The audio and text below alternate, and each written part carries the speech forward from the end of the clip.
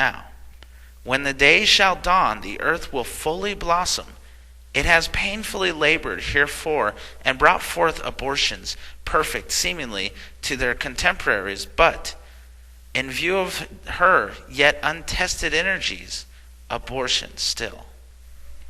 Now the ink had scarcely dried on the paper, and yet the dark violet of the aura emitted by it when it was in the inkstand, and whose rose from the paper whenever the pen touched it, was almost immediately obscured by a far brighter one, which proceeded from the general writing, by which I discovered that thoughts were living things, endowed with a being in themselves. This thought was really a part of the man himself.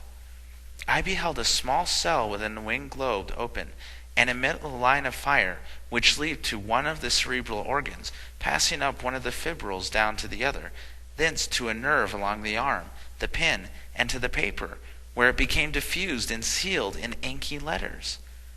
And at that moment it came to me, and the far-off regions of positive knowledge, that should the paper containing the ideas and burned, yet the thoughts itself would never perish, because it was part of the parcel of the soul, but it was the float about in the human world, at some time to be absorbed in the human soul, undergo a new gestation, and in due time be born again into the conscious realm around us.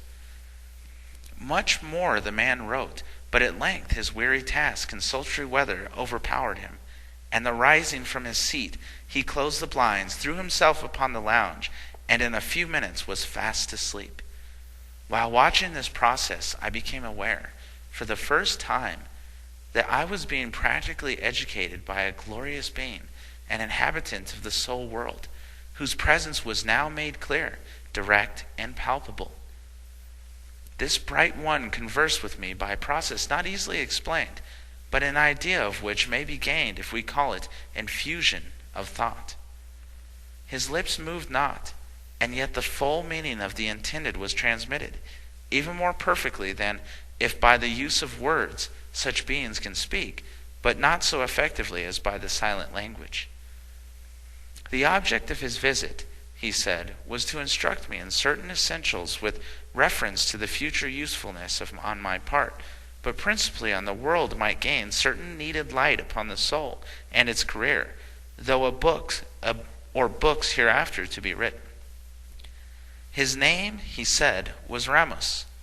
That, in history, he was best known for Thutmose or Thutmore, or he was an Egyptian of the second dynasty, a king of the greatest of the line. This was all I learned of him at that time, for after the brief introduction he pointed towards the man upon the sofa and bade me look. The man was wrapped in deep sleep, and the winged globe within his head was rapidly altering its shape.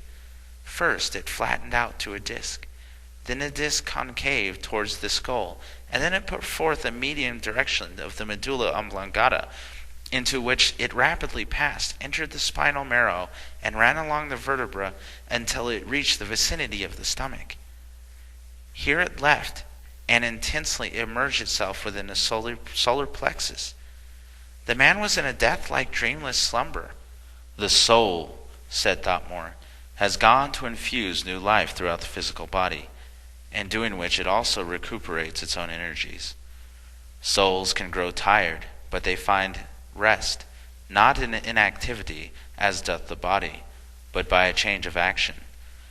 The mathematician, weary of figures, finds repose by performing chemical experiments, or in studying music. That man's soul is now supplying fuel to the body by converting the essences of his system into a palpabulum of life. Presently its task will be finished, whereupon it will again resume its seat upon the regal throne of its own mighty world. Thotmore ceased to speak. I turned from the sleeper in the wondering awe, and, guided by the rare being at my side, felt that I was once more rising through the air. Transmigrating the soul. Turn where we will, ask whom we may for information, we are sure to be met with the stereotyped, know thyself. As well me to leap over the salt sea. I ask all mankind, the ocean, land, air, sun, moon, stars, history, everything else, both material and mental, sacred and profane, to point me out to a single human being who really knows himself, or even approximately so. Where, I ask, is the wonderful mortal? Tell, oh, tell me where. And from hollow space the echoes mock me. Where? To know oneself. The words are easily spoken or penned, but to do it is, of all things, the hardest and most difficult. For this very selfhood personality is, beyond all others, the special acquaintance of whom we know the least. The sentence, "Know thyself," was written over the porch of the ancient temple. The man who placed it there must have been deeply spiced with satire and cynicism, else he certainly would have assigned mankind a less arduous task, a task compared to which the 12 labors of Hercules were mere child's play.